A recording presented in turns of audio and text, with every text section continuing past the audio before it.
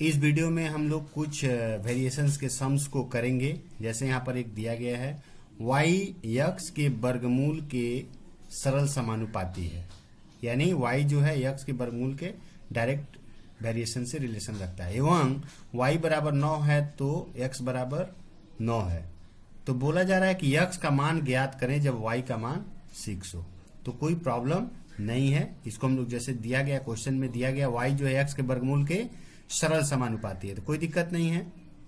y सरल समानुपाती root x, कोई दिक्कत नहीं है।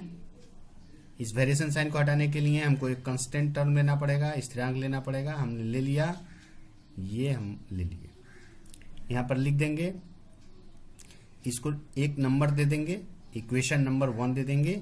और यहाँ पर k क्या है, k1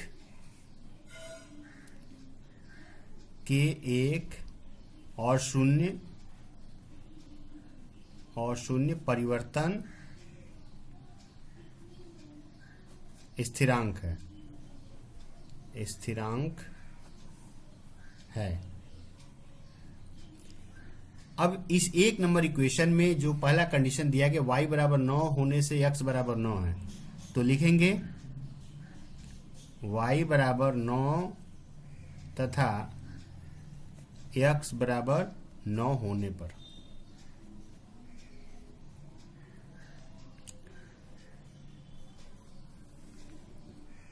इस y बराबर 9 था x बराबर 9 होने पर ये जो एक नंबर इक्वेशन है इसमें हम लोग वैल्यू को पुट करेंगे।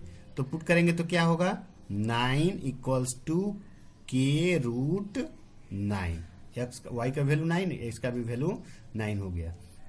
फाइनली हो जाएगा 9 इक्वल्स टू k इंटू 3, क्योंकि 9 का स्क्वायर रूट 3 होता है, तो ये हो जाएगा 9/3 इक्वल्स टू k। कट करेंगे तो k का वैल्यू क्या निकला, k का वैल्यू निकल गया 3। अगेन पुनः k बराबर 3 तथा y का मान बोला गया है 6, y बराबर 6 होने पर पुनः एक नंबर इक्वेशन में इस मान को रखेंगे। एक नंबर इक्वेशन में तो y का मान है 6, k का मान हो गया 3 और ये हो जाएगा रूट x। तो 3 इधर आएगा तो ये हो जाएगा 6/3 इक्वल्स टू रूट x। तो फाइनली ये कट करेंगे, ये 2 होगा। अब स्क्वायरिंग बोथ साइड कर देंगे। स्क्वायरिंग बोथ साइड करने से क्या होगा, ये 4 हो जाएगा और इसको स्क्वायर करेंगे तो ये रूट खत्म हो जाएगा, यानी x का वैल्यू क्या निकला 4। कब, जब y का वैल्यू 6 होगा तो x का वैल्यू 4 होगा। ये हम लोग का आंसर हुआ। यहाँ पर एक सम और हम लोग करेंगे। जैसे दिया गया है x y के साथ सरल समानुपात है एवं z के साथ व्युत्क्रम समानुपात, यानी इनडायरेक्ट वेरिएशन। y के साथ डायरेक्ट और z के साथ इनडायरेक्ट वेरिएशन है।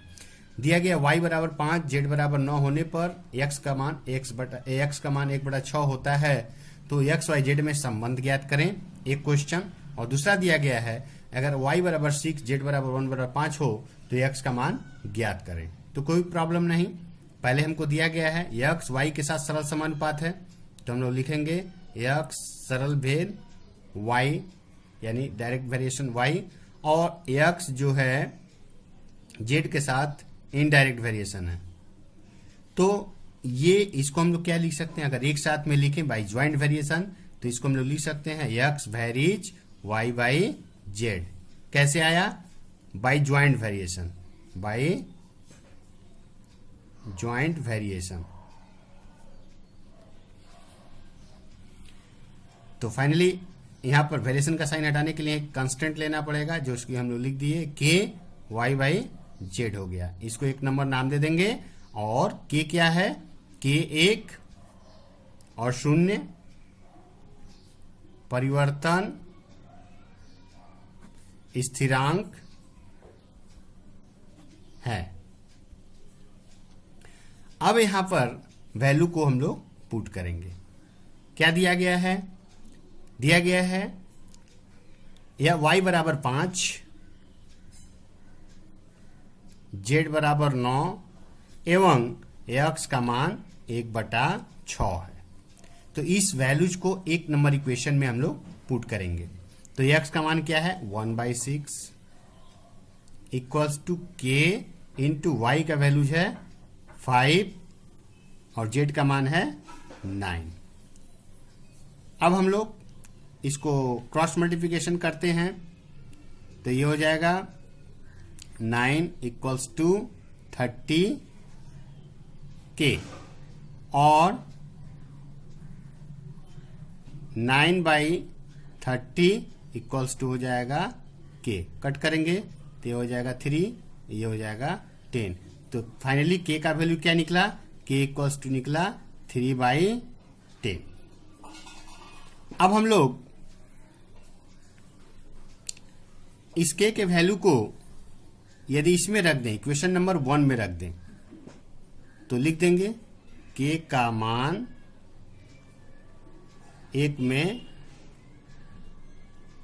रखने पर तो ये हो जाएगा x इक्वल्स टू k का मान है 3/10 इंटू y/z, y/z हो गया। अब हम लोग चाहें तो इसको क्रॉस मल्टीप्लिकेशन कर देते हैं। क्रॉस मल्टीप्लिकेशन करेंगे तो भी ठीक होगा। तो इस रिलेशन को और क्या लिख सकते हैं हम लोग? इसको चाहें तो लिख सकते हैं 3y/10z, यानी x और yz में क्या रिलेशन निकला? x equals to 3y/10z। ये हम लोग का एक आंसर हो गया। सेकंड बोला गया है जब ये y बराबर 6 हो, z बराबर 1/5 हो तो x का मान ज्ञात करें। तो इस एक नंबर इक्वेशन को लेंगे, इसमें y और z और k का वैल्यू पुट कर देंगे। तो हम लोग देख रहे हैं k का वैल्यू निकला है 3/10। सेकंड कंडीशन में y बराबर क्या दिया गया है? 6 और z बराबर दिया गया है 1/5। तो फाइनली इक्वेशन नंबर 1 में इसको पुट करेंगे तो x इक्वल्स टू हो जाएगा 3/10 इंटू 6/1/5। सिंप्लीफाई करेंगे तो ये हो जाएगा 3/10 इंटू 6 में 1/5 से डिवाइड हो रहा है तो मल्टीप्लाई होगा तो ये हो जाएगा 5/1। अब इसको कट करेंगे तो ये हो जाएगा 2 से इसको कट करेंगे तो ये हो जाएगा 3, यानी x का फाइनल वैल्यू क्या निकला? 9। तो एक आंसर हमारा ये हुआ, सेकंड आंसर ये हुआ। इस तरह से हम लोग इसको समाधान करते हैं। अब यहाँ पर एक क्वेश्चन और सॉल्व करेंगे। यदि दिया गया है a वैरिज b, b वैरिज 1/c एवं c वैरिज d हो तो a और d के बीच संबंध लिखें। तो ठीक है, जो दिया गया उसको लेते हैं हम लोग। पहला दिया है a वैरिज b, तो a इक्वल्स टू हो जाएगा k1b, b इक्वल्स टू हो जाएगा k2 1/c और c इक्वल्स टू हो जाएगा k3d। यहाँ पर लिख देंगे k1, k2, k3 और 0 परिवर्तन स्थिरांक हैं। परिवर्तन स्थिरांक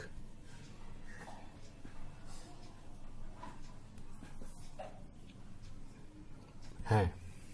तो फाइनली हम लोग देख पा रहे हैं a इक्वल्स टू k1 भी है तो ये हो जाएगा a equals to k1, b का वैल्यू है k2 1/c equals to k1, k2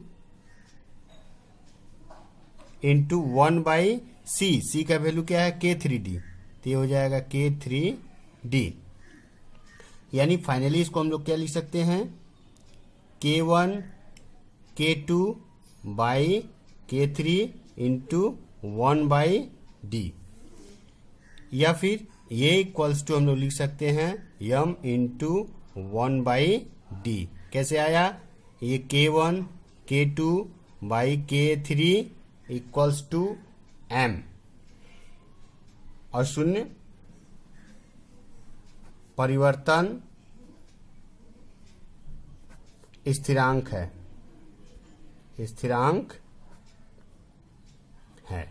तो फाइनली हम लोग देख पा रहे हैं एक कांस्टेंट है, इसको जब हम हटाएंगे तो वेरिएशन का इक्वल साइन चेंज होगा, वेरिएशन में होगा तो 1/d होगा। यानी ए और डी के बीच में कौन सा संबंध है? इनडायरेक्ट वेरिएशन का। ए वेरीज इनडायरेक्टली विथ डी, ये हम लोग का आंसर हुआ। यहाँ एक और क्वेश्चन हम लोग सॉल्व करेंगे। दिया गया x directly varies with y, y directly varies with z and z directly varies with x हो तो परिवर्तन स्थिरांकों में संबंध ज्ञात करें। कोई दिक्कत नहीं है, ये जो दिया गया है इसको हम लोग लिख सकते हैं x इक्वल्स टू k1y और y इक्वल्स टू k2z और z equals to k3x। k1 k2 k3 और 0 परिवर्तन स्थिरांक है। x इक्वल्स टू k1y है तो फाइनली हम लोग लिख सकते हैं k1 y का वैल्यू क्या है k2z, ठीक है, कोई दिक्कत नहीं है, इक्वल्स टू k1 k2 यहाँ पर z आया है, z का वैल्यू है k3x, तो हो गया k3x। फाइनली क्या निकला? x equals to k1 k2 k3x, x कटेगा 1 आएगा। यानी फाइनली हम लोग क्या कर सकते हैं? कर सकते हैं k1 k2 k3 का वैल्यू 1 आया। यानी तीनों परिवर्तन स्थिरांकों में संबंध क्या हुआ? तीनों परिवर्तन स्थिरांकों का गुणनफल 1 आया। यही हम लोग का आंसर हुआ। यहाँ पर एक क्वेश्चन और करेंगे। दिया गया a square plus B square varies A B हो तो प्रमाणित करें a plus B directly varies a minus B. कोई दिक्कत नहीं, जो दिया गया उसको हम लोग लिखते हैं a square plus B square equals to K A B. के क्या है? के 1 और 0 परिवर्तन स्थिरांक है,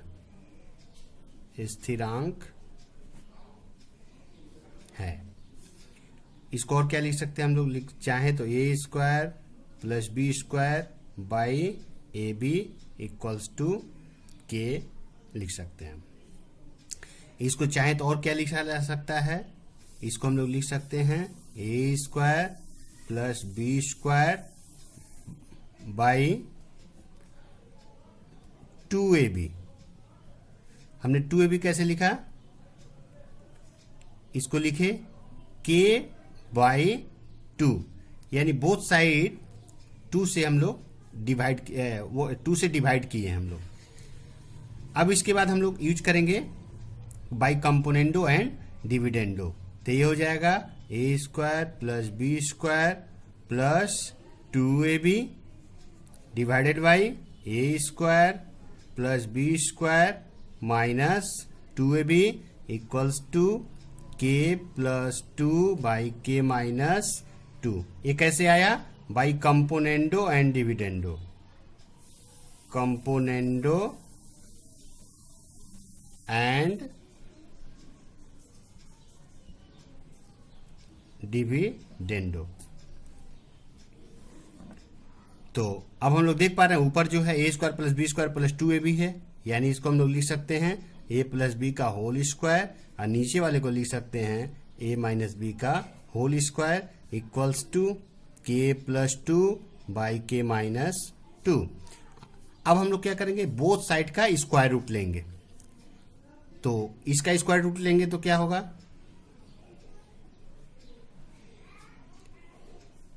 a प्लस बी का होल स्क्वायर बटा में a माइनस बी का होल स्क्वायर इक्वल्स टू